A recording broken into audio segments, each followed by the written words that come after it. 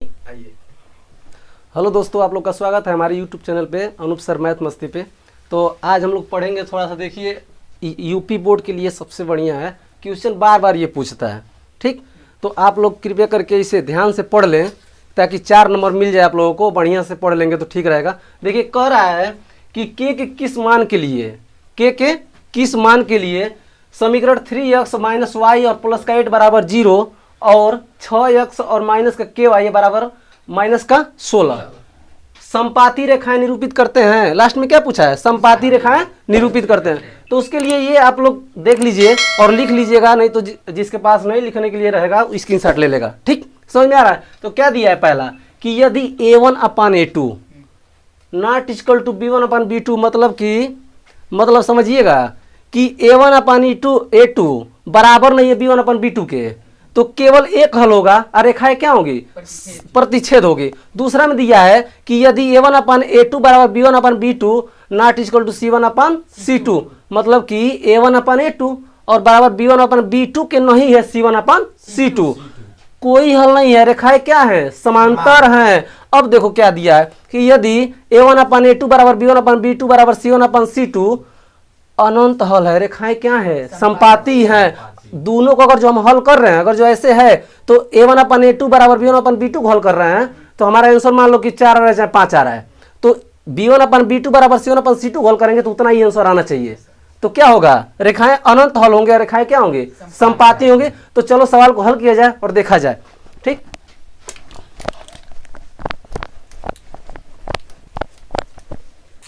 पहले हम लिखते हैं 3x और माइनस का y प्लस का 8 बराबर 0, और उसके बाद दूसरा क्या दिया है? 6x और माइनस का के वाई और बराबर का माइनस।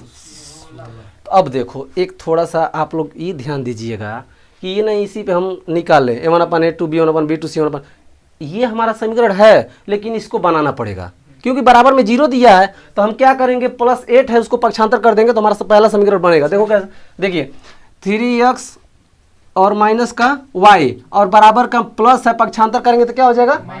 माइनस का 8। समीकरण क्या बना? 1। क्लियर है?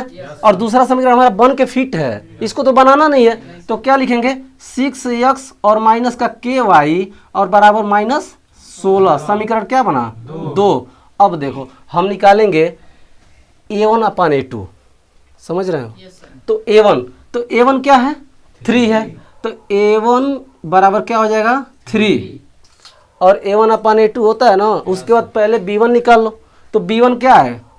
माइनस का 1 है। ध्यान दीजिएगा आप लोग, क्योंकि माइनस है, y के बगल में 1 छिपा है, तो माइनस का क्या है? 1 है। और ये बताइए c1 क्या है? माइनस का 8। ये हमारा निकल गया। अब निकालेंगे b2 a2 b2 c2, a2 और b2 और c2। थोड़ा ध्यान दीजिएगा, तो a2 हमारा क्या है? 6 और b2 क्या है? माइनस का k और c2 क्या है? माइनस का 16। अच्छा ये बताइए, एकदम ध्यान दीजिएगा कि a1/a2 बराबर b1/b2 बराबर c1/c2। तो सीधे सीधे समझ में आ रहा है, दिखाई दे रहा है, तो हम हल कर लेंगे। देखो कैसे सेट कर लेंगे। a1/a2 और बराबर b1/b2 और बराबर c1/c2। क्लियर है? तो a1 का मान कितना दिया है? 3 लिख लेंगे आप बट्टे में। a2 का मान कितना दिया है? 6, तो 6 लिख लेंगे। और बराबर में b1 कितना दिया है? माइनस का 1, और बट्टे में b2 कितना दिया है? माइनस k, और बराबर c1 क्या दिया है? तो माइनस 8 लिख लो। और देखो c2 क्या दिया है? माइनस 16, तो माइनस का 16। यहाँ तक क्लियर है? समझ में आ रहा है? अब देखिए, पहले हम कहे थे ना कि a1/a2 बराबर b1/b2 को पहले करेंगे, उसके बाद b1/b2 और c1/c2 को करेंगे। अगर दोनों बराबर आ जाएगा तो क्या हो जाएगा? हाँ, तो अब देखो तिर्यक रेखा है। अब देखो तिर्यक गुणा कर लेंगे, माइनस से माइनस क्या हो जाएगा? कट जाएगा, खत्म हो जाएगा। k से 3 में गुणा करेंगे तो क्या हो जाएगा? 3k, और बराबर में 6 से 1 में गुणा करेंगे तो क्या हो जाएगा? 6। समझ में आ रहा है? या तो पक्षांतर कर लो, गुणा में है तो भाग हो जाएगा, इधर जाएगा तो, और नहीं तो बराबर है या गुणा में है, भाग में खुदे है, काट सकते हो यहीं से, कोई दिक्कत नहीं होगा। समझ रहे हो आप लोग ना?